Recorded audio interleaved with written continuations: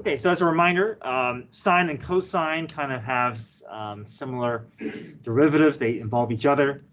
Tangent and secant, their derivatives involve each other as well. And then there's symmetry as well. Cotangent and cosecant, their derivatives involve each other. And then the ones across from each other kind of have similar patterns. Tangent and cotangent have similar patterns. Secant and cosecant have similar patterns. And what do you know about all these C functions? Yeah, they all produce negative derivatives. Okay.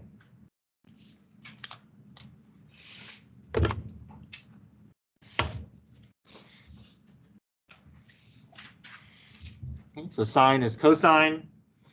Cosine is negative sine. Tangent just involves secant. So tangent is secant squared. Secant involves secant and tangent. So secant u tangent u times u prime.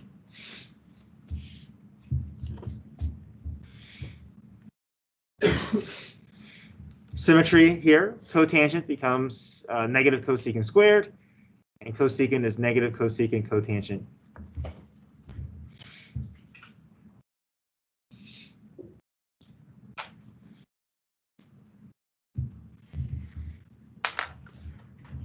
Okay, we need to have these rules memorized for tomorrow.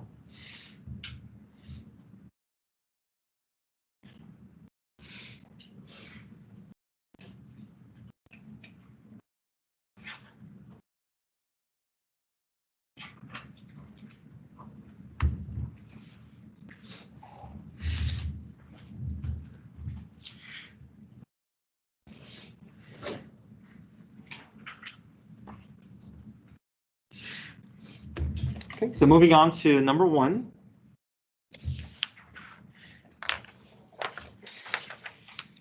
Y equals 4x cubed tangent 4x cubed.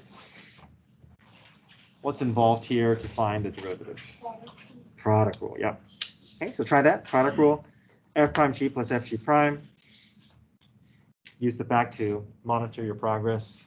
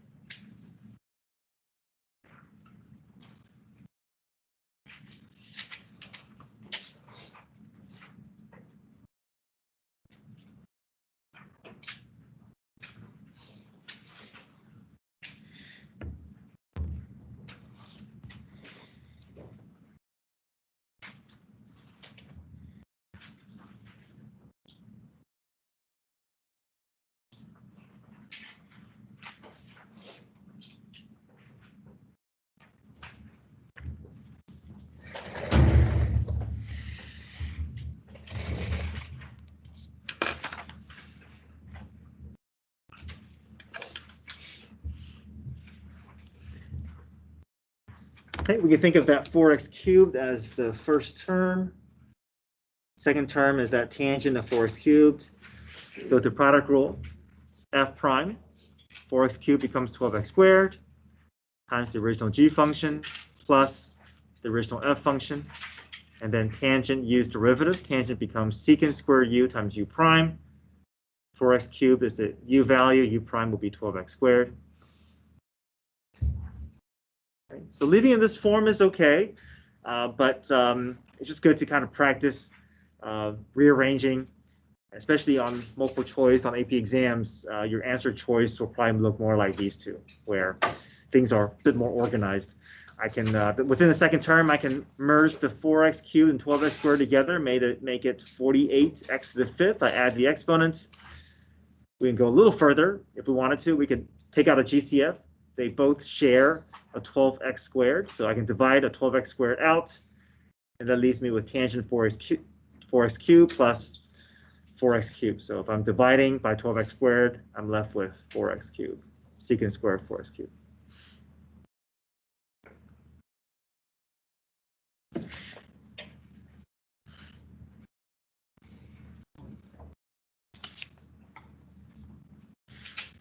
Okay, questions with one?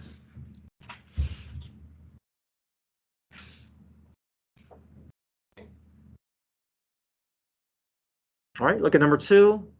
Y equals cosecant 4x over cotangent 3x.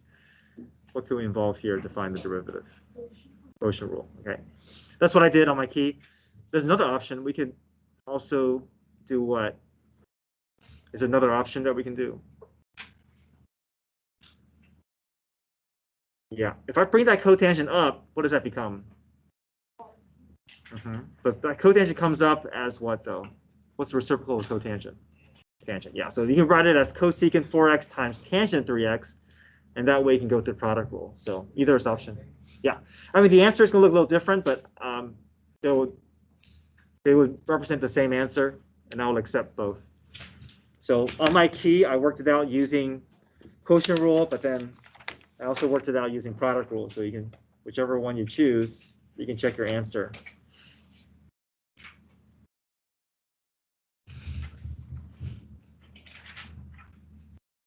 Okay, so try number 2, whichever method you want to use, quotient rule or product rule after moving that denominator up.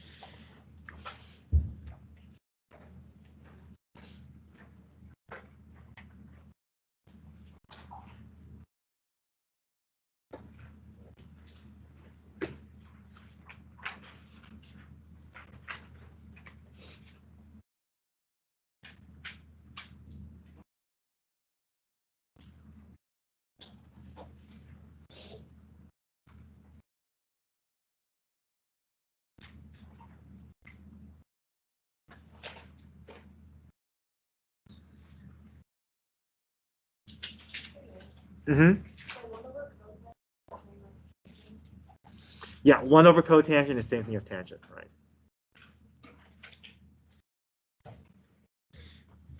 Okay, so this is the product rule way of doing it here. So f prime cosecant becomes negative cosecant cotangent times u prime times 4. We keep the g function back to f, and then g prime tangent becomes secant squared 3x times 3.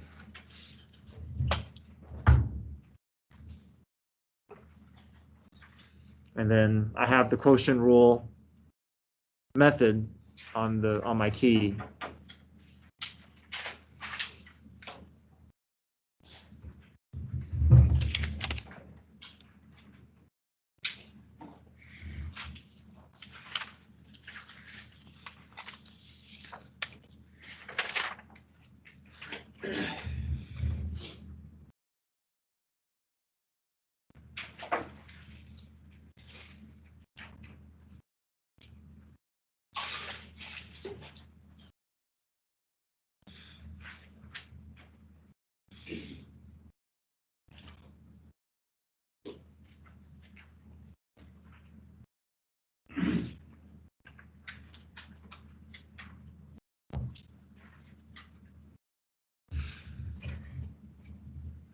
Okay, any questions with number 2, number 1 or 2?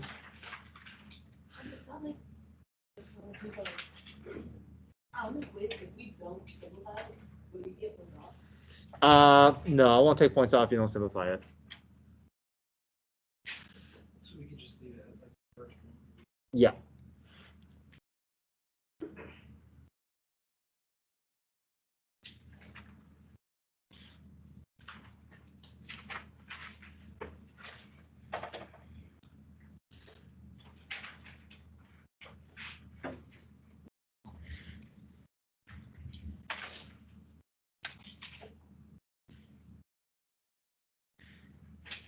Okay, take a look at number 3. What's involved for number 3 here? Implicit. Good. Implicit, because of the y, kind of stuck inside that cotangent. What else? Product. And product, yeah.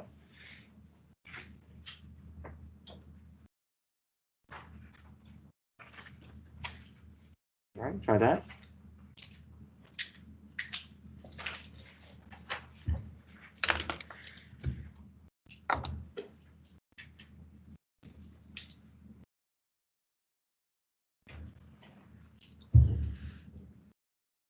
So you're going to have a dy dx that's going to pop up when you take cotangent's derivative, right?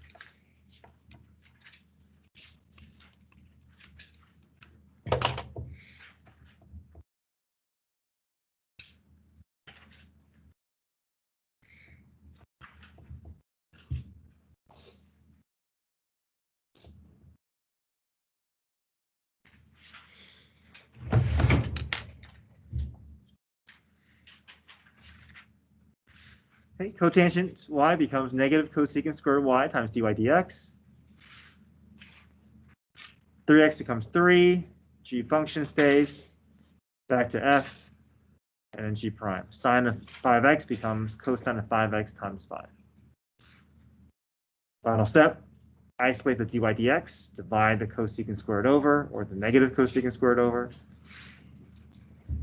Just doing a little bit of cleanup here. Merging the 5 and 3x, making it 15x.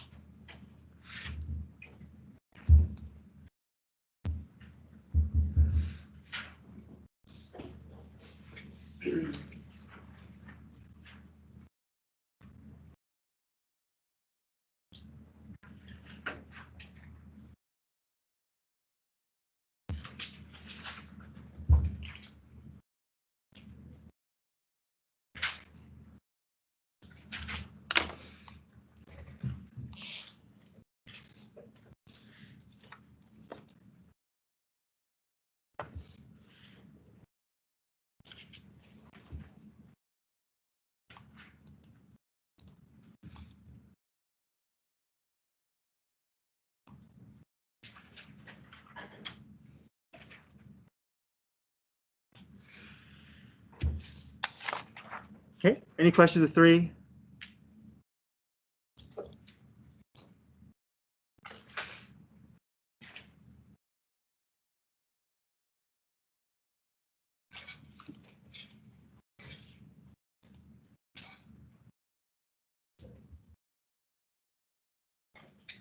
Okay, take a look at number 4.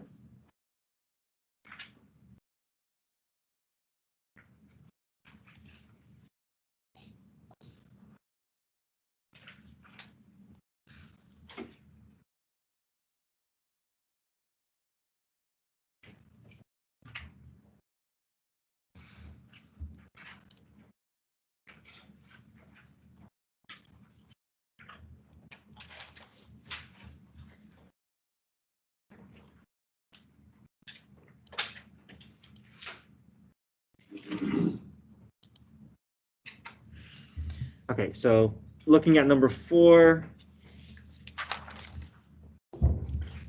it says find dy d theta. That just means find the first derivative. But then what does d2y over d theta 2 mean? Second derivative, yeah. So we'll find find the first derivative, and then we can talk about the second derivative.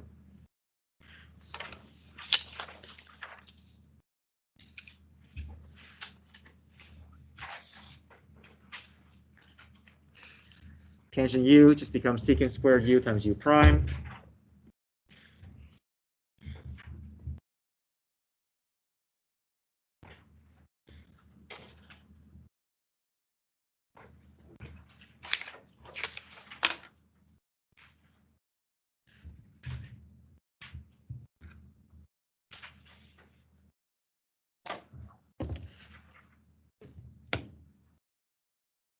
Right, so tangent of 4 theta becomes secant squared 4 theta times 4. Merge those together. 4 thirds times 4 is 16 thirds. This takes me to the halfway point. What should we do, though, before we move to the second derivative? Yeah, so anytime you see the trig function written in this shorthand form, rewrite it using brackets, right? Visually, it's going to be easier for you to spot the different levels of chain rule. So this is what I would do. Put that squared outside a set of brackets. Not going to influence the 16 thirds. So this is a lot easier for what we want to do. They mean the same thing. If you don't do this, you don't lose points, but chances are you may miss the chain rule portions that's involved if you don't write it this form. So if you write it in this form, it's visually easier to see the bracket, and you work your way in from the outside portion, right? You got the bracket squared, then you're moving into the secant parentheses, and finally you can take care of that 4 theta.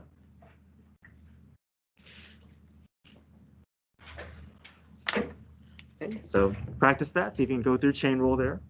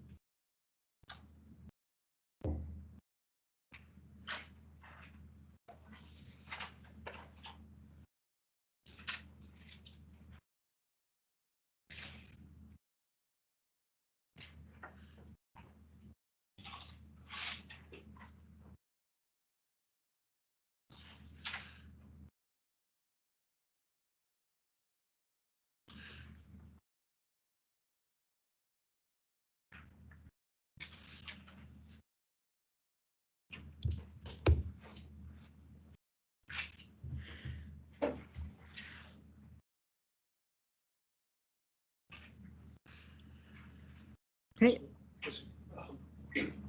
Questions will be on. Like that. Mm-hmm.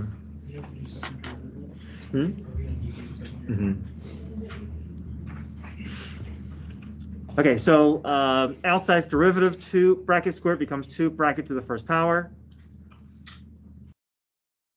We move on to the secant. Secant parentheses becomes secant parentheses, tangent parentheses.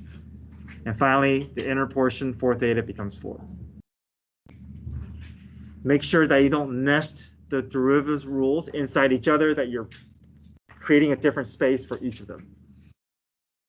After this, we do a little bit of cleanup here. 16 times 2 times 4. That becomes, this is 64 times 2, which is 128, 128 over 3. I see 2 secants here. I can merge them together, make it secant squared.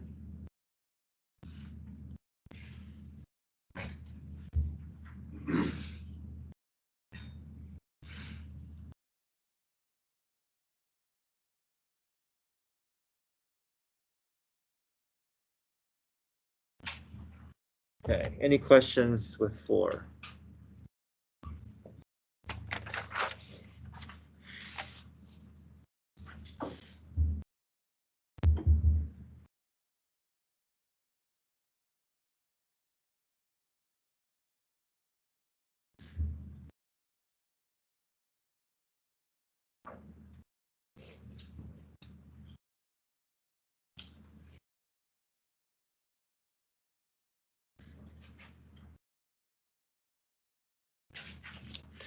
Okay, so here's, let's see.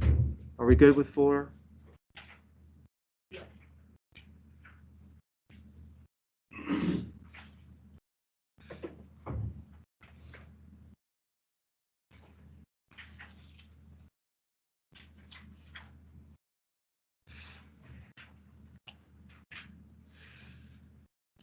Okay, number 5, it says find the equation of the tangent line. So we're going to find the order pair using cosecant x. We're going to find the derivative. From the derivative, we can find the slope, and then point slope form.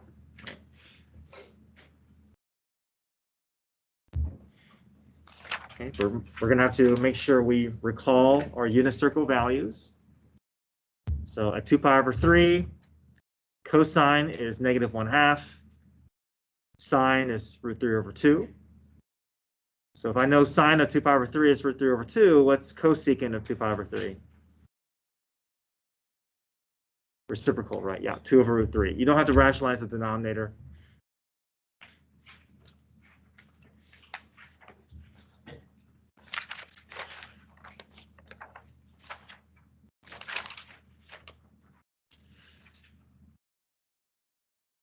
So tangent line equation, I'm going to find the order pair first. Cosecant is the reciprocal of sine. So √3/2, if I flip that, becomes 2 over √3, or 2 √3/3, either is fine. But we just want to find the order pair first. Okay, next up, find the derivative, and then evaluate the derivative at 2 pi over 3 to get the slope.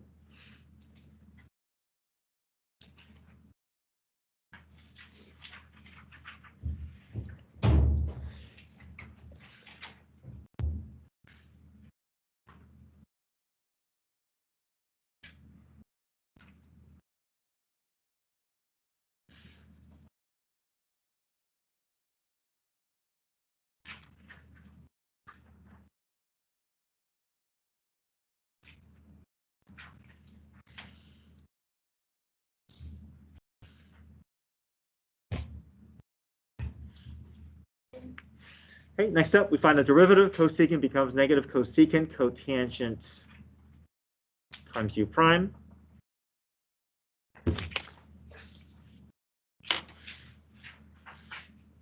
Insert 2 pi over 3 in for all the x's.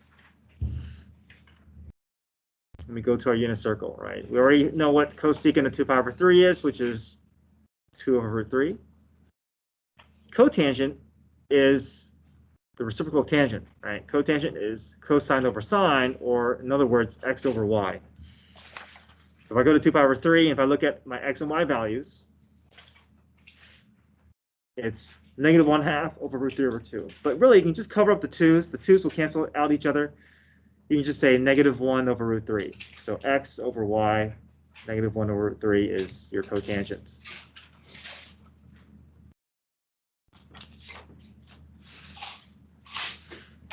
So I have negative times 2 over √3 times -1 over √3, multiply across, the 2 negatives cancels out. I get 2 in the numerator, √3 times √3 is just 3. There's my slope, and then point slope form.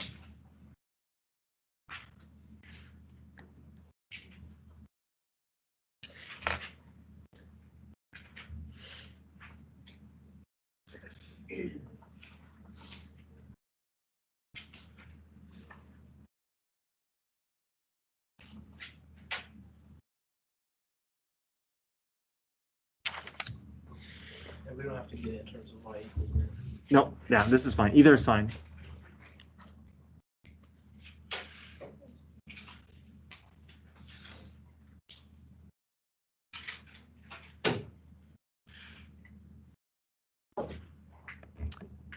Any questions with 5? Okay, number 6, just a minor particle motion, just be able to get from position to velocity to acceleration. You're not going to have to do sign lines for the quiz or evaluating, or there's not a whole lot of particle motion with the quiz, just finding from position to velocity to acceleration. Okay, so try number 6, you're going to get to your second derivative, and then you're going to evaluate the second derivative. at 3 pi over 4, so you're going to have to recall unit circle values there as well. Okay, try 6. And if you get done with 6, I have 7 and 8 on the board that you can put on a separate sheet.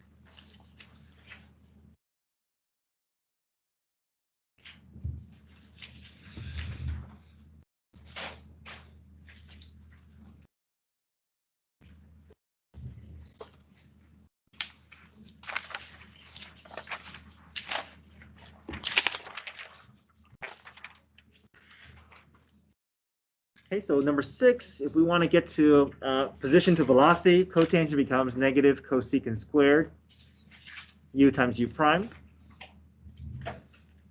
So careful, right? Once you get to velocity, we want to make sure we do a little bit of rewriting before we move on to acceleration. This is written in that shorthand form.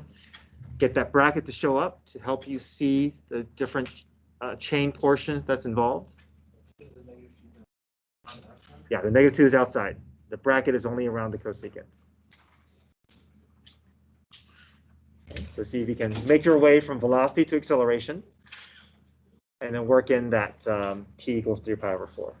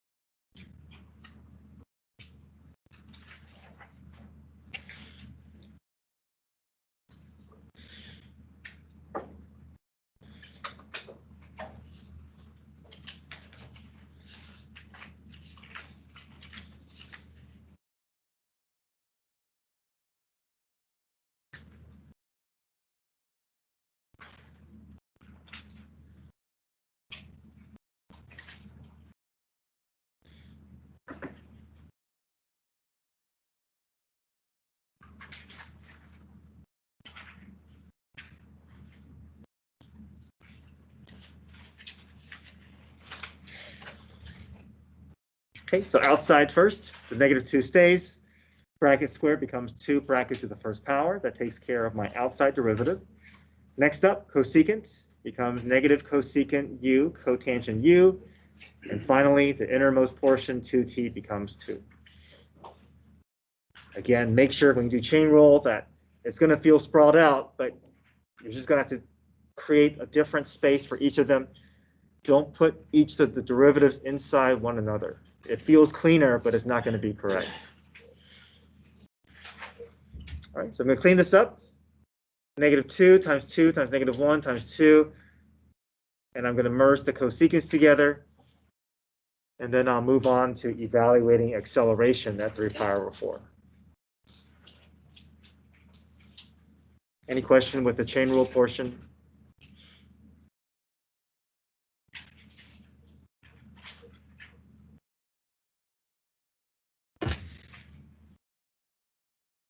Okay, next up. Replace all the t values with 3 pi over 4, but there's already a 2 sitting inside these cosecant and cotangent angles, so we have to clean them up before we can evaluate it. So 2 times 3 pi over 4 becomes 6 pi over 4, which is 3 pi over 2. So we need to think, what's cosecant at 3 pi, or cosecant of 3 pi over 2, and cotangent of 3 pi over 2. So if we go to 3 pi over 2 on the unit circle, cosine of 3 pi over 2 is 0. Sine of 3 pi over 2 is -1. We know that cosecant is related to the sine. So what happens if I flip -1?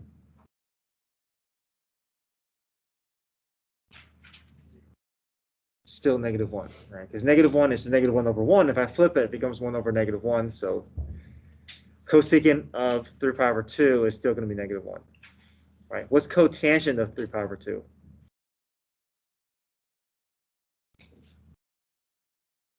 Cotangent is cosine over sine, x over y. So what is that? 0. 0 over -1 is 0. Yeah. Okay, so we know sine of 3 pi over 2 is -1. So cosecant of 3 pi over 2 is also -1. -1 squared is 1. 8 times 1 is 8. Times 0 is 0. So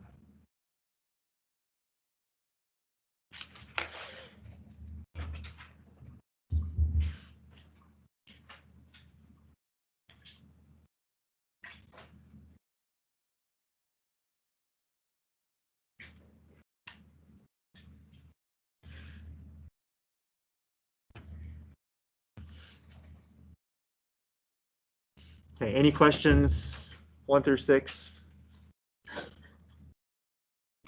Okay, so on the board here, number 7, you can try number 7. I also have it written down here as well.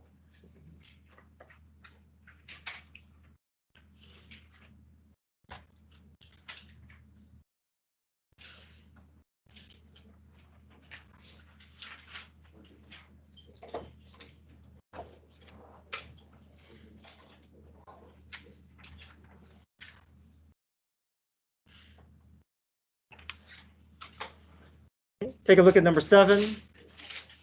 What's involved here? Chain, right? How would you start this process? What would you do first?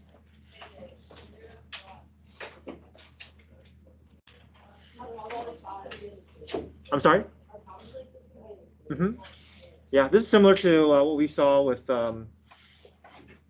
number 4 and number 6. All right, so yeah, let's rewrite that 5, right?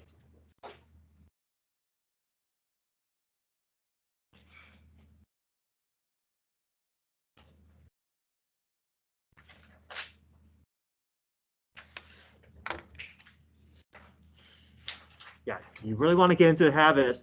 When you see that exponent written in that shorthand form, it's easier to write because you don't have to use the brackets, but visually for us, if we're doing derivative, this is going to be much more useful for us, visually seeing the outer, inside, and inner. It's harder to spot it in this form. Okay. Identify each of the parts that you're going to involve, and then do chain rule to find a derivative.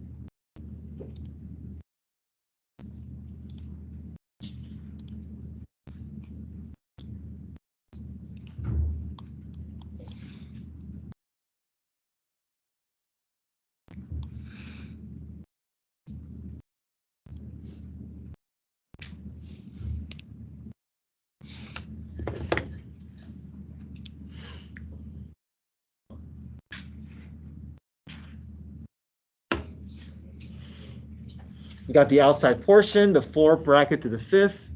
You got the inside, you got the cosecant parentheses. And finally, you got that inner portion, 4x cubed minus 2x. Outside's derivative gets applied first.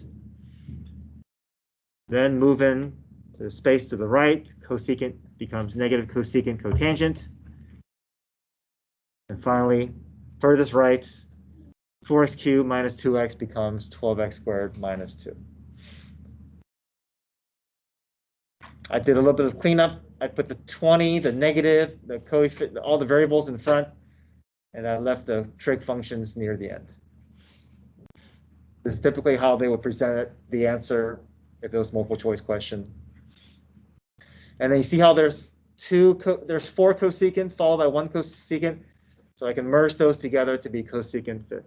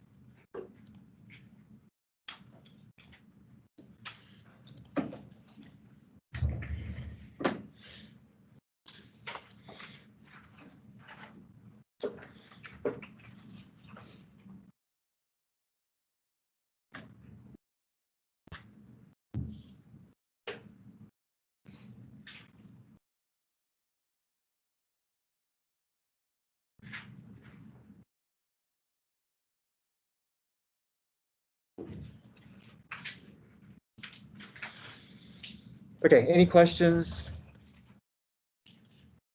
Okay, take a look at number 8. What do you see involved here with number 8? Implicit.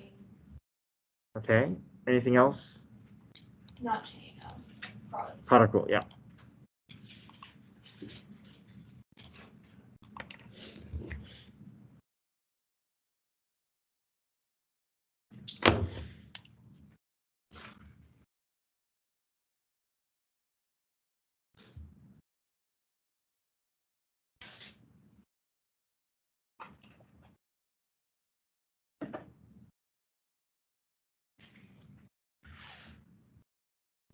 Right, f prime g plus f g prime, and then we have all these y's mixed into the equation. That's where the implicit's going to come in. Okay, try this one, our final one here.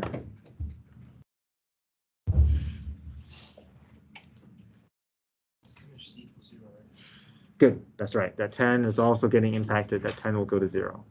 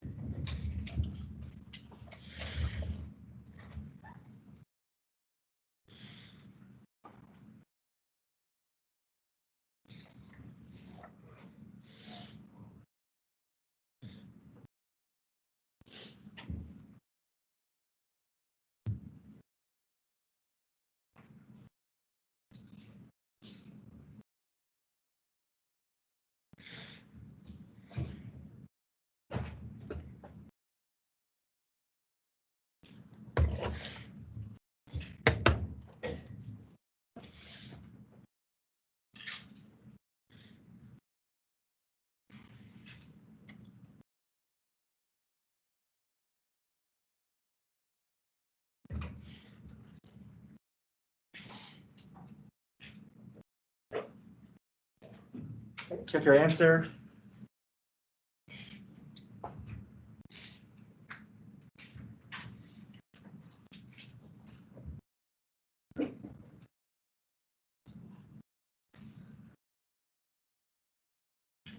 Okay, f prime g plus f g prime.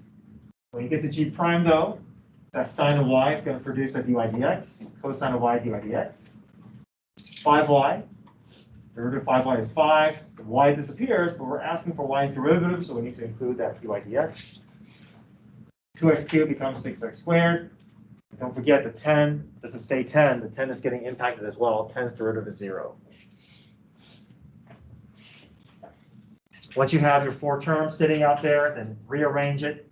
You want the dy dx terms to together on the same side. So just add and subtract until you get that to happen.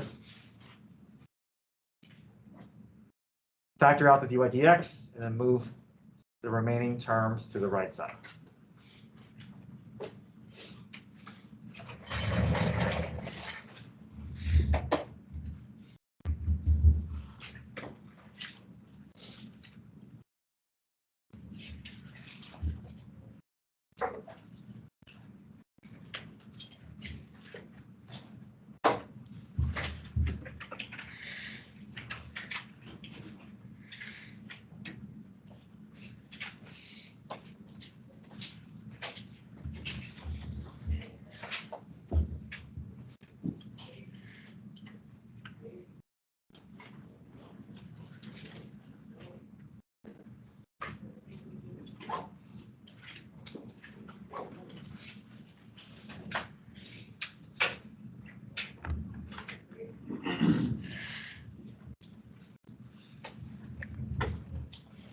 Okay, so quiz tomorrow, no calculators. Make sure you memorize your derivative rules. Make sure you memorize your unit circle values. I may give you a blank unit circle sheet if that helps to work through, but I'll have a help session this afternoon, 3:30, tomorrow morning, 7:30. I'll send out Teams link as well if you want to join on Teams. Okay. Quiz will look like your quiz review, 6 problems, product rule, chain rule, quotient, implicit, tangent line equation, particle motion, position, velocity, acceleration, and then evaluating using unit circle values. Yeah.